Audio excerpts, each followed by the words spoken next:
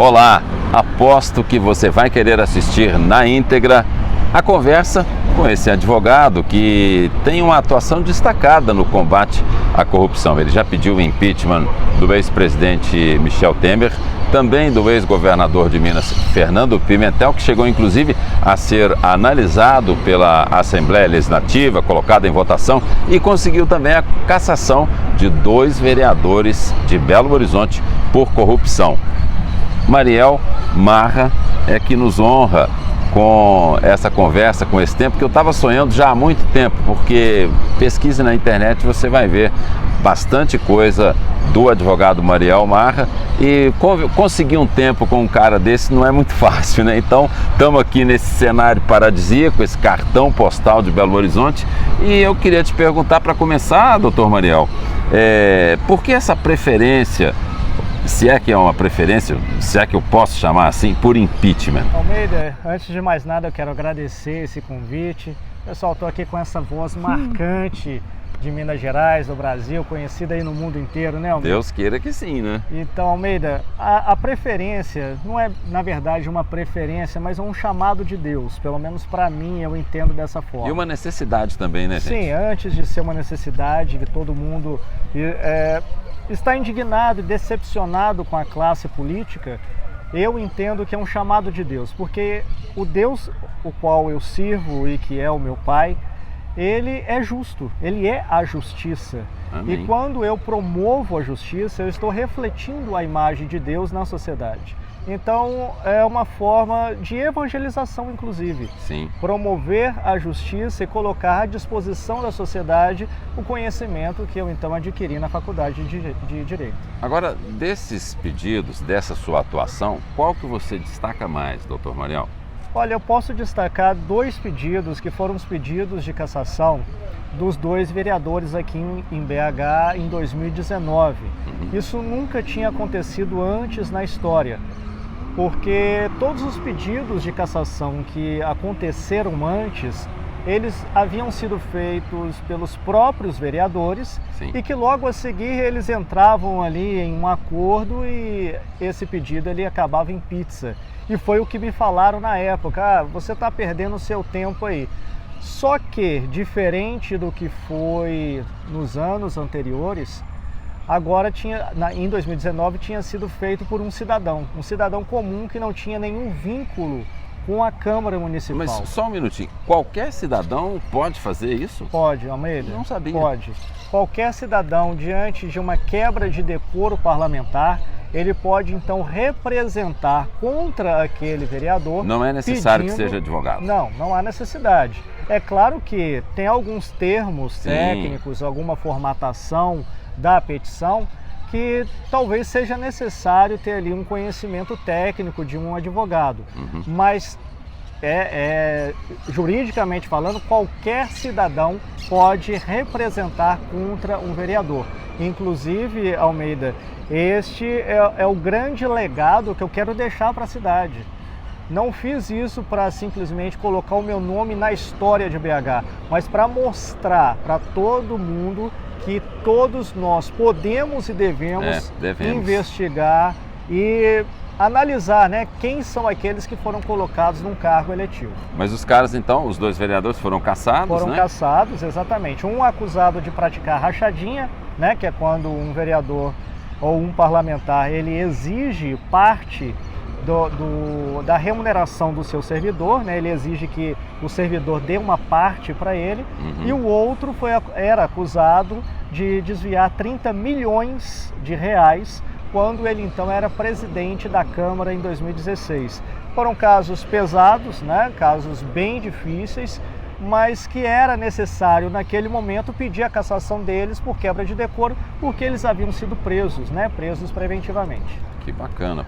Parabéns da minha parte enquanto cidadão, eu te agradeço. Antes de eu partir para a próxima pergunta, eu quero te encorajar a fazer também os seus vídeos, criar o seu canal nas redes sociais. Enquanto você não faz isso, curta, comente, compartilhe esse vídeo aqui, ajude o nosso canal a crescer, porque o espírito é o mesmo que o Dr. Mariel está falando aqui. A intenção aqui do canal é essa transmissão das informações e estimular o quê? Reflexões tipo a que a gente está trazendo aqui. Eu estou surpreso em saber que a gente, enquanto cidadão, olha só como que a gente precisa se informar melhor, hein?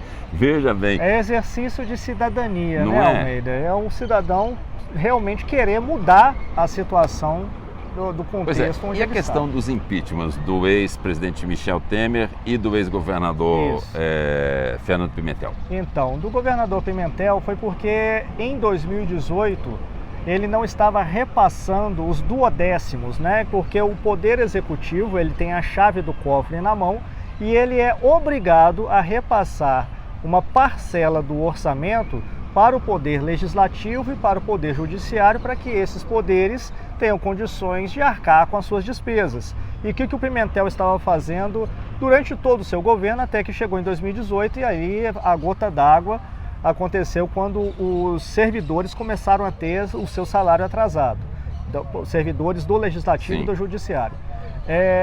Ele não estava repassando essa parcela do orçamento e os servidores começaram então a ter até mesmo o seu nome incluso no SPC e Serasa. Aí eu fiz o pedido de impeachment porque é crime de responsabilidade. Esse pedido ele foi então aceito pelo então presidente da Assembleia, Adalclever Lopes, só que aí a bancada do PT, muito esperta, né, no sentido pejorativo da palavra, ela então levantou várias questões de ordem e paralisou esse pedido de impeachment lá na Assembleia. Mas quis Deus que então a urna tirasse Pimentel, população decretou o impeachment do ex-governador Pimentel. Do governo. O do Michel Temer foi porque ele cometeu o mesmo crime de responsabilidade da Dilma. Ele também assinou decretos abrindo crédito suplementar em desacordo com a meta fiscal e sem autorização do Congresso Nacional. Crime de responsabilidade, a mesma coisa da Dilma.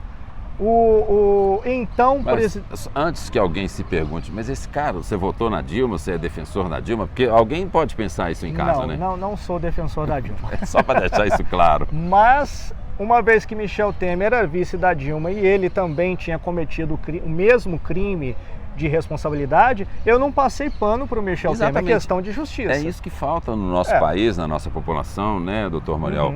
Desculpa interromper um pouquinho, mas tipo assim, não tem essa da cor partidária ou da ideologia. A justiça ela tem que valer para todos, para o presidente, para os filhos do presidente, é ou não é?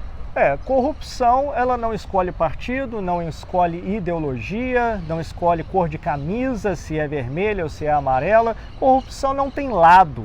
Infelizmente não tem lado, esquerda ou direita. Corrupção é o mal. E aí quem é de bem tem que combater esse mal. Com certeza, mas voltando aí, só para a gente finalizar essa questão, o que aconteceu com o pedido de impeachment do Michel Temer? O então presidente da Câmara dos Deputados, Eduardo Cunha, que depois veio até mesmo a ser preso, né? Eduardo Cunha, ele arquivou o pedido de impeachment do Michel Temer. Só que ele avançou nas suas atribuições, ele fez aquilo que ele não poderia fazer. Eu então impetrei o mandado de segurança no STF e o ministro Marco Aurélio, ministro do STF, ele então me deu uma medida liminar, determinando que a Câmara dos Deputados instalasse a comissão especial para analisar esse pedido de impeachment. O Eduardo Cunha foi obrigado a cumprir. Só que os líderes partidários, isso foi um tapa na cara da sociedade, os líderes partidários não indicaram membros para compor essa comissão especial. Aí, mais uma vez, assim como aconteceu aqui em Minas Gerais, espertamente eles deram um jeito de paralisar esse pedido de impeachment. Era para ter saído Dilma e Temer já em 2016. Bom, mas pelo menos você, o cidadão no caso, fez a parte dele, incomodou esses caras e, assim, eu acho que é isso que está precisando, sabe? Da gente fazer mais a nossa parte, por isso que eu repito, faça também seus vídeos, crie seus canais, ou então curta, compartilhe, comente, ajude esse aqui a crescer, porque aqui não tem cor partidária, aqui não tem jabalismo, aqui não tem bajulismo, aqui tem jornalismo. Inclusive, uma pessoa que eu estou aguardando para ter um papo desse é a Jo Moraes, que é uma comunista, assim, roxa, vermelha no caso, não posso falar roxa não, né?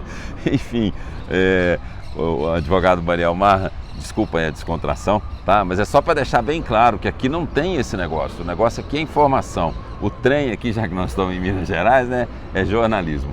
E aí eu queria te perguntar o seguinte, falar em quebra de decoro parlamentar, a gente está, assim, direto assistindo aí, no meu modo de pensar, o papel ridículo, independentemente de ter decoro ou não, daquele Daniel Silveira. Então, aquilo ali, um cidadão poderia pedir a cassação do Daniel Silveira?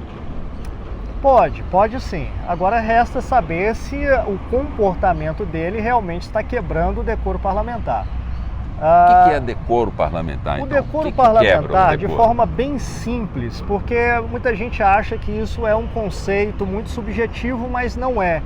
O decoro parlamentar, você pode observar que a quebra desse decoro é quando o comportamento de um parlamentar ele traz uma imagem negativa para a casa legislativa que ele faz parte. Ele, por exemplo, ele faz alguma coisa que a população começa a enxergar a Câmara, o Senado, alguma casa legislativa de uma forma muito pejorativa. Quando a população, por causa daquele parlamentar, começa a apontar para a casa legislativa e falar, ali só tem ladrão, ali ninguém presta. Nesse momento a gente verifica a quebra de decoro parlamentar. Mas aquele Daniel Silveira não ultrapassou todos os limites, não, pelo que o senhor está falando aí? Eu desconheço o caso em si, então eu não me sentiria seguro para falar.